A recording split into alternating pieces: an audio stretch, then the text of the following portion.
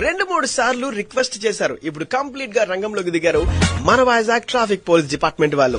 ఇకపైన ఎవరైనా హెల్మెట్ లేకుండా బైక్ తీసారనుకోండి, మీ లైసెన్స్ 3 months పాటు సస్పెండ్ చేస్తారు. ఆన్ ద స్పాట్ మీకు అక్నాలెడ్జ్మెంట్ లెటర్ కూడా ఇస్తారు. ఒకవేళ డబుల్స్ వెళ్ళినప్పుడు కూడా మీ వెనక కూర్చున్న వాళ్ళు ఖచ్చితంగా హెల్మెట్ పెట్టుకోవాలి. వాళ్ళు పెట్టుకోకపోతే ఎవరైతే డ్రైవ్ చేస్తున్నారో వాళ్ళకి 1000 రూపీస్ ఫైన్. వాటితో పాటు వాళ్ళకి ఉన్న లైసెన్స్ ని కూడా సస్పెండ్ చేస్తారు. సో ప్రతి ఒక్కరు ఇకపైన ఓవర్ స్పీడ్ తో వెళ్తున్నా, ఇర్రెస్పాన్సిబుల్ గా బిహేవ్ చేస్తున్నా సరే అప్పటికప్పుడు మీ లైసెన్స్ మీద ఆన్ ద స్పాట్ యాక్షన్ తీసుకుంటారు.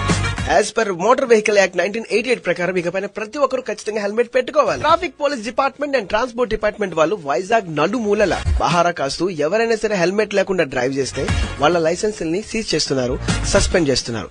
ఇప్పటికే 100ల కొద్ది లైసెన్స్ ని సస్పెండ్ చేస్తారు. సో ప్రతి ఒక్కరు please be very careful. So జాగ్రత్తగా ఉండండి, హెల్మెట్స్ పెట్టుకుంటూ హ్యాపీగా డ్రైవ్ చేస్తూ వింటుండండి. 98.3 మిర్చి, ఇది చాలా హాట్ గురు.